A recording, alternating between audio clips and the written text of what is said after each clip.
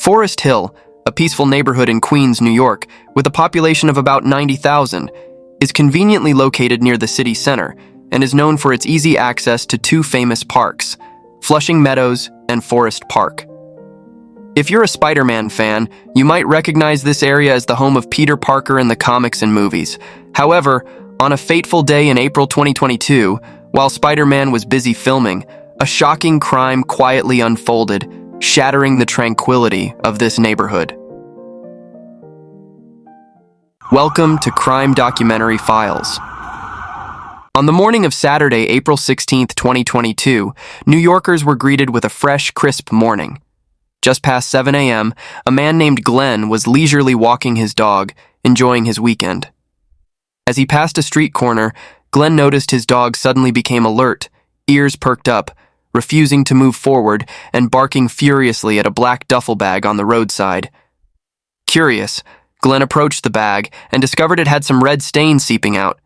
Initially thinking someone had dumped a stray cat or dog, he nudged the bag and found it quite heavy. He unzipped it and immediately saw a pair of pale human legs. Still in shock and thinking it might be a mannequin, he unzipped the bag completely, only to be horrified by the sight of a human body inside. Glenn quickly called 911. The police arrived at the scene at 8:11 a.m. They found the black duffel bag containing the body of a woman. Upon examination, the medical examiner discovered numerous stab wounds on the victim's neck, torso, and arms, totaling 58 injuries. The killer had folded the victim's body and stuffed it into the duffel bag.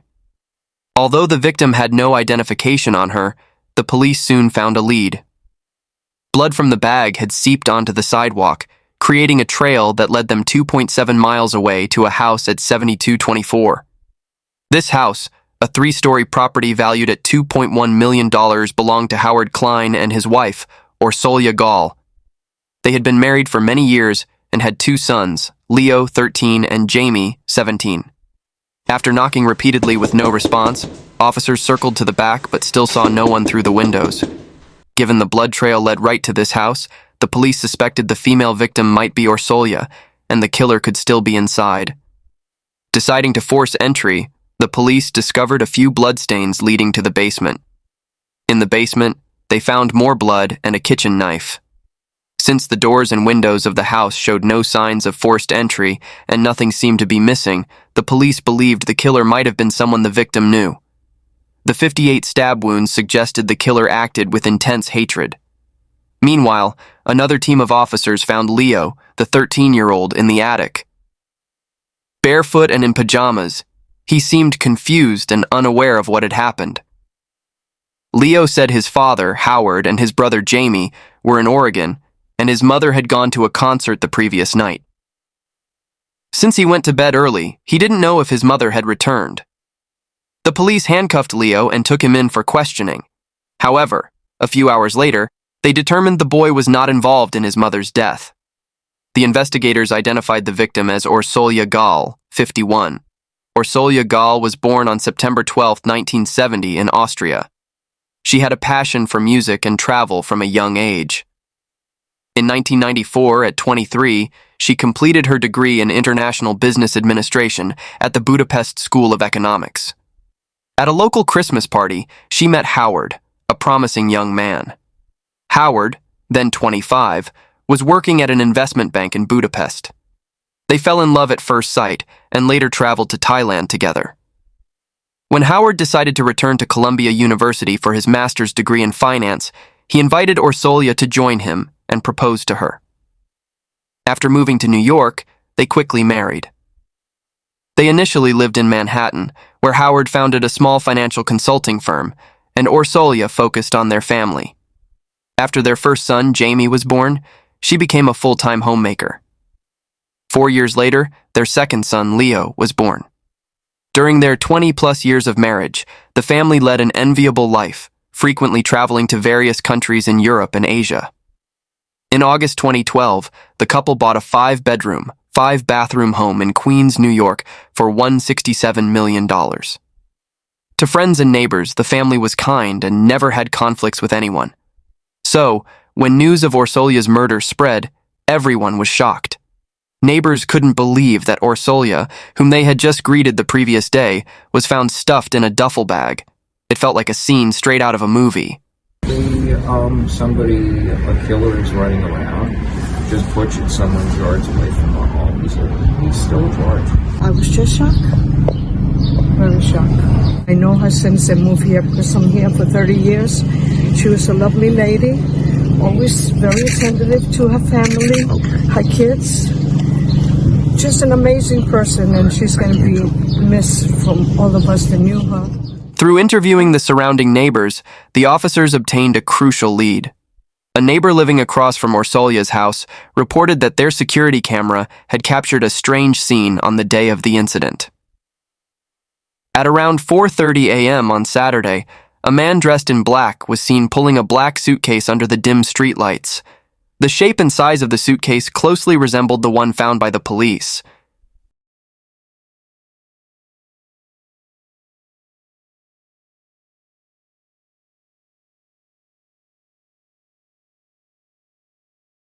The police suspected that Orolia was inside that suitcase, and the man in black was likely the perpetrator. The officers contacted Howard, informing him about his wife's death. At the time, he and his 17-year-old son Jamie were in Oregon preparing for Jamie's college admission next year. Upon receiving the call from the police, the father and son immediately canceled their plans and changed their flights to return to New York. Facing Orolia's sudden death, Howard and his son were in complete shock. By checking phone locations and their schedules, the police found that Howard had posted a tweet from his phone at 1:36 a.m. on Saturday from Portland, Oregon. Considering the distance between Portland and New York is 2,800 miles, and even by plane it takes at least 5 hours, the police concluded that Howard and Jamie couldn't have committed the crime, since Orolia's time of death was between 12:20 and 1 a.m. Thus, they quickly ruled them out as suspects. More importantly, Howard provided another crucial lead. He mentioned that early Saturday morning, he had received a series of text messages from Orolia's phone, which read, "Your wife put me in jail many years ago. Now I'm back. Don't call the police, or I will kill your entire family, and you will be next." These messages seem to have been sent by the killer after murdering Orolia, using her phone. But the question remained. Who was this person, and what grudge did they hold against Orolia? Typically, when a wife is murdered, the husband is the first suspect. Although the police had clearly stated that Howard was not a suspect in this case, many media outlets continued to criticize him relentlessly. While waiting for the investigation to proceed, Howard had to endure round-the-clock media scrutiny. Occasionally, rude individuals would directly accuse him of killing Orolia. Give me your credentials, please. Have your credentials, please. You can look at it. That's about it. Okay, let me take your credentials. Okay. You're not taking my credentials. Yeah, I want to see your credentials. I want to take pictures of your You credentials. can see my credentials. Yeah, no, I want to take pictures of them. Okay. Okay. No, what are you doing? What are you doing? What are you doing? You can't touch me. Why are you invading If you touch me, I'm my gonna call the privacy? police. Okay. If you touch me, I'm gonna call the police. I'd like to know your name.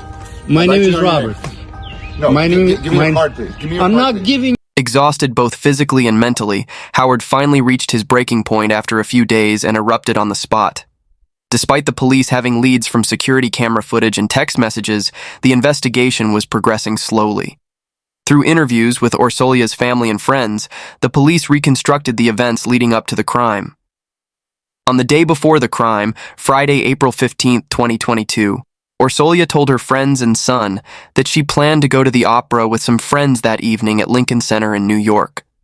However, by examining Orolia's phone records, the police discovered a darker side to this seemingly pure and kind woman that no one knew about. Indeed, she did attend the opera at Lincoln Center that night, but during the performance, she was also in contact with 3 different men, none of whom were her husband. To protect Orolia's privacy, the police did not disclose the specific contents of these messages. After the opera, Orolia took the subway back to her Queens neighborhood. By then, it was around 11:30 p.m. Instead of heading straight home, she stopped by a small bar she frequented called Station House. There, as usual, Orolia ordered a Moscow Mule and sat in a corner of the bar, slowly enjoying her drink alone. The bar staff noted that she left around 12:20 a.m. on Saturday, and nothing seemed out of the ordinary. The police believed that about 10 minutes after she arrived home around 12:30, Orolia either opened the door for the killer or the killer let himself in using a key hidden in the backyard grill, suggesting that the killer was very familiar with her. They went down to the basement of the house. An argument may have ensued, and the killer used a kitchen knife from Orolia's house to stab her multiple times, killing her on the spot. To mislead the police, the killer used Orolia's phone to send text messages to Howard. Then, he stuffed Orolia's body into a suitcase and left the house around 4:30 a.m. He took advantage of the darkness, pulling the suitcase for about an hour to a location near Forest Park, where he abandoned it by the roadside when no one was around. The police conducted a thorough search of Forest Park near where the suitcase was found and eventually discovered a blood-stained jacket. The blood on the jacket matched Orolia's. They speculated that the killer discarded the jacket in the park after abandoning the suitcase.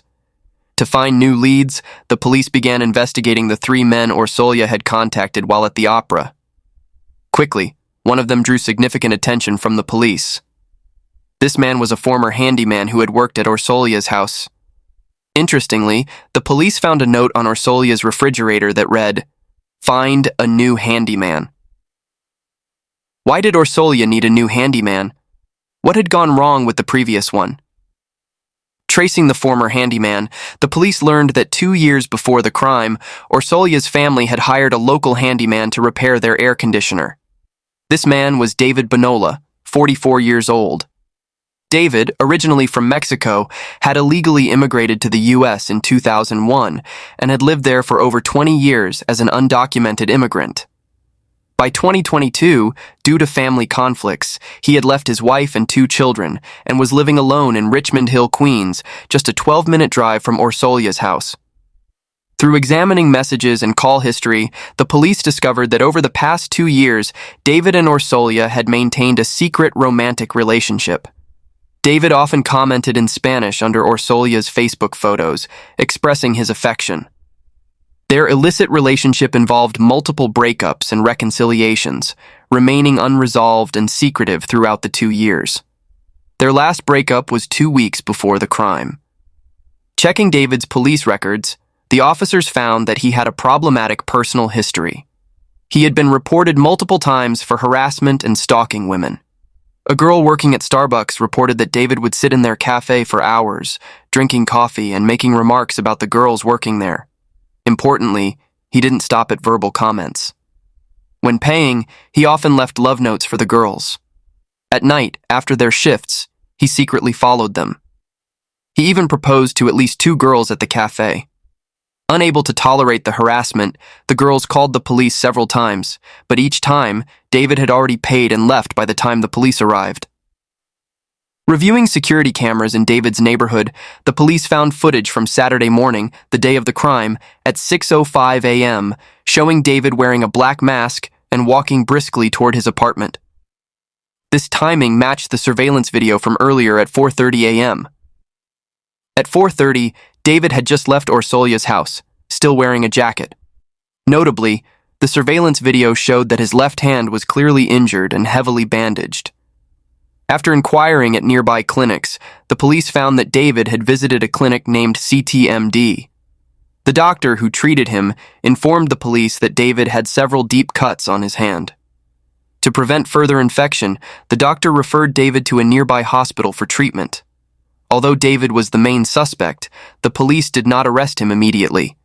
They secured a search warrant from the court and quietly surveilled him.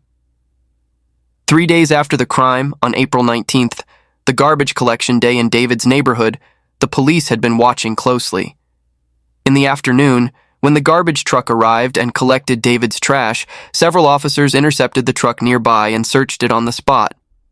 In the foul-smelling trash, they found a pair of brown work boots that David had just discarded, along with several white trash bags. The blood on the boots was confirmed to be Orolia's. In the white trash bags, the police found bandages used to wrap David's injuries and a blood-stained short-sleeved shirt. The next day, April 20th, a large police force armed with a search warrant surrounded David's apartment. Before they could even enter, David approached a police car and told the officer, I heard you're looking for me. The officers immediately took David into custody, putting him in a white coat, and transported him to the station for interrogation. Media reporters quickly followed the police and filmed the entire arrest.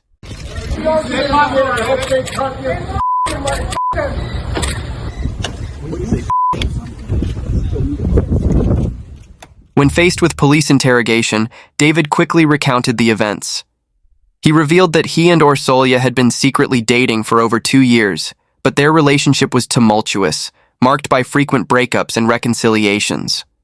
In early April, Orolia once again proposed ending their relationship, but David refused to accept it. On April 16th, in an attempt to salvage their relationship, David entered Orolia's home around 12:30 a.m., trying to persuade her to change her mind. His sudden appearance greatly displeased Orolia, as her 13-year-old son Leo was still upstairs. To keep their secret from her son, she led David to the basement to talk. Their conversation quickly escalated into a heated argument. Orolia was adamant about ending things with David. In a fit of rage, David went upstairs, grabbed a knife from the kitchen, returned to the basement, and stabbed Orolia multiple times. Afterward, he took Orolia's phone and sent threatening messages to Howard, hoping to mislead the police investigation later. After finding a sports duffel bag in the house, David stuffed Orolia's body inside and dragged it to Forest Park. David's initial confession largely aligned with the police investigation findings. However, the very next day, David suddenly changed his story. This time, he claimed he went to Orolia's house not to salvage their relationship, but because he discovered she had infected him with HIV. He said he came to confront her. After arguing in the basement, David alleged that Orolia went to the kitchen for the knife, threatening to kill him. He claimed he wrestled the knife away and stabbed her in self-defense. Naturally, the police didn't believe his deceitful words. In April 2022, faced with second-degree murder charges, David pleaded not guilty. 7 months later, on November 2, 2022, following his lawyer's advice, David reluctantly agreed to a plea deal with prosecutors. His charge was reduced from second-degree murder to first-degree manslaughter. On November 16, 2022, the judge sentenced David, 44, to 25 years in prison. In a media interview, Police Chief Belinda stated that although they had sufficient evidence and were confident they could secure a harsher sentence for David, both Orolia's and David's families expressed a desire to quickly close this tragic chapter and move on with their lives. Therefore, the police ultimately agreed to the compromise between both parties. Case been any different than any of the other horrific cases that your office has had to deal with? Every homicide is horrific, and every homicide affects a family deeply. So no, this is not different in that way. I think the interesting part about this is that on the manslaughter one, the victim pleaded to the top count. He's getting the maximum amount of sentence for the manslaughter, and so in that respect, it is a just result. After the case concluded, many internet users focused their criticism on Orolia while making little comment about the perpetrator, David. They condemned Orolia for her immoral lifestyle, her deceit, and for cheating on her husband, which they believed led to the subsequent events. While there is some truth to these accusations, the complexities of marriage and family issues often run much deeper. As the victim of this crime, perhaps Orolia deserves more empathy when being judged. Ultimately, David, the killer, is the one who deserves condemnation. This story serves as a reminder that every action has consequences, and sometimes poor choices can lead to irrevocable tragedies. Instead of just criticizing or judging, maybe we should take a moment to reflect on the values of honesty, trust, and responsibility in relationships. What are your thoughts on this case? Do you believe Orolia deserves criticism for her personal mistakes, or should we focus more on David's criminal actions?